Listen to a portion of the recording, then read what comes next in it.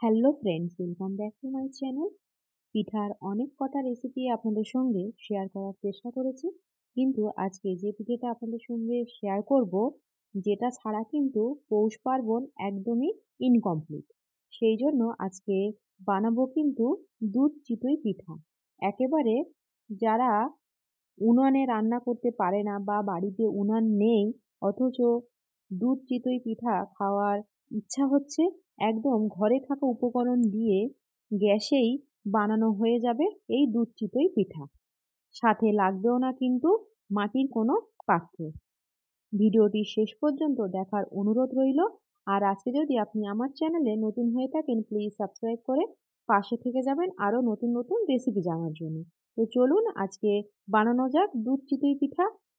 প্রথমেই মিক্সিং জারে নিয়ে নেব 1 কাপ ভাত। যে ভাত আমরা নর্মাল খাই, ছোট কাপের 1 কাপ সামান্য জলের সাথে পেস্ট করে নিয়েছি। এবার একটা বোলের মধ্যে যে কাপে আমি 1 কাপ ভাত নিয়েছিলাম, সেই কাপেরই 3 কাপ চালের গুঁড়ো নিলাম। তার সাথে দিয়ে দিলাম যে ভাতটা পেস্ট করে রেখেছিলাম, সেটা দিয়ে দেব। তারপরে ওই কাপের 1/3 কাপ দিয়ে দেব ময়দা। তার জন্য কিন্তু পিঠেটা খুব সুন্দর নরম হবে। স্বাদ মতো দিয়ে দিলাম লবণ। এবার অল্প অল্প করে জল দিয়ে একটা ঘন ব্যাটার তৈরি করতে হবে। ব্যাটারটা শেষ পর্যন্ত কেমন হয় সেটা আপনারা দেখতে থাকুন।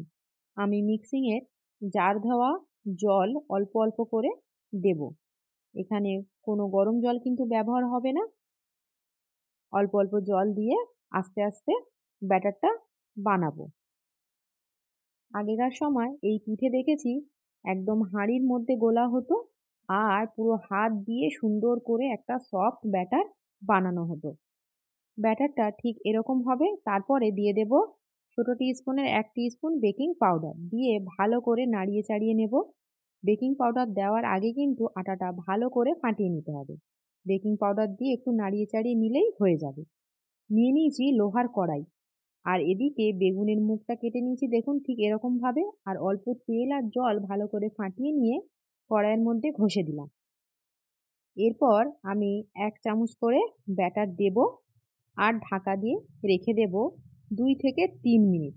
গ্যাসের ফ্লেমটা থাকবে ঠিক এরকম, একদম লো করেই রাখতে হবে। এবার ঢাকনা খুললে ওই 2 থেকে 3 মিনিট পর ঢাকনা খুললেই কিন্তু পিঠে একদম রেডি। এমন কড়াই নিতে হবে যার তলাটা থাকবে মোটা এবং ভিতরের ডিপটা যেন বেশি থাকে। আমার কড়াইটা একটু ফেলানো হয়ে গেছিল বলে পিঠেটা কিন্তু ছড়িয়ে যাচ্ছিল, কিন্তু পিঠে হয়েছিল খুব সুন্দর নরম। এরকম করে করে সব পিঠেগুলো আমি বানিয়ে নিয়েছি। একটু সময় ধরেই এটা করতে হবে, সময় লাগেও বটে। তারপরে এখানে ফুল ফ্যাট মিল্ক নিয়েছি আমি 1/2 লিটার, দিয়ে দিলাম তেজপাতা আর এলাচ। উষ্ণ গরম হলেই দিয়ে দেব 3 থেকে 4 বড় টিস্পুনের মিল্ক পাউডার, দুধের স্বাদটা আরও বাড়ানোর জন্য। এখানে ফুল ফ্যাট মিল্ক নিলেই কিন্তু দুধটা খুব সুন্দর খেতে হয়। দুধটা সুন্দরভাবে ফুটে উঠলেই গ্যাস অফ করে রেখে দেব। এবার যখন দুধটা উষ্ণ গরম থাকবে, ঠিক তখনই একটু নাড়িয়ে চাড়িয়ে দিয়ে দেব খেজুরের গুড়ের পাটালি। এখানে চিনিও ব্যবহার করা যায়, কিন্তু এখন এই সময় একটু খেজুরের গুড়ের টাচ না থাকলে ঠিক পিঠেটা জমে না। সেই জন্য গুড় দিয়ে ভালো করে নাড়িয়ে চাড়িয়ে গুড়টা মেল্ট হয়ে আসলে দুধের কালার তো একদমই চেঞ্জ হয়ে গেল। তারপরে ওই উষ্ণ গরম অবস্থায় এই গরম গরম পিঠেগুলো ছেড়ে দেব। পিঠে কিন্তু খুব সুন্দর হয়েছিল দেখুন, একদম ফুটো ফুটো হয়েছে আর বেশ নরমও হয়েছে। ময়দা দেওয়ার জন্য দুধে ভেজার পর পিঠেটা খুব নরমই হয়। সব পিঠেগুলো দিলাম, দিয়ে মিডিয়াম টু লো হিটে দুধটাকে পিঠের সাথে আবারও ভালো করে ফুটিয়ে নেব। তাহলে কিন্তু ওই গরমে গরমে পিঠেও গরম থাকবে, আর দুধও আরও ভালো গরম হলে খুব সুন্দর কিন্তু পিঠেটা নরম হয়ে আসবে। আমার গুড়ের পাটালিটা খুব ভালো ছিল বলে ফোটানোর পরেও কিন্তু দুধটা ফেটে যায়নি। দুধটা যদি ভালো না হয় তাহলে কিন্তু গরমে পড়লে দুধটা ফেটে যায়। 3 থেকে 4 ঘন্টা প্রায় ঢাকা দিয়ে রেখেছিলাম। দুধ প্রায় ঠান্ডা হয়ে এসেছে। এরপর ওপর থেকে দিয়ে দেবো খেজুরের ঝোলা গুড়। এর জন্য মিষ্টিটা আরও বেড়ে গেল আর গন্ধের পরিবর্তন তো হয়েই গেল, যেটা আমি আপনাদের সঙ্গে শেয়ার করতে পারলাম না। উনুন এবং মাটির পাত্র ছাড়াই বাড়িতেই ঘরের উপকরণ দিয়েই তৈরি হয়ে গেল দুধ চিতই পিঠা। এই পৌষ সংক্রান্তিতে বাড়িতে বসেই এই দুধ চিতই পিঠা বানাতে পারেন।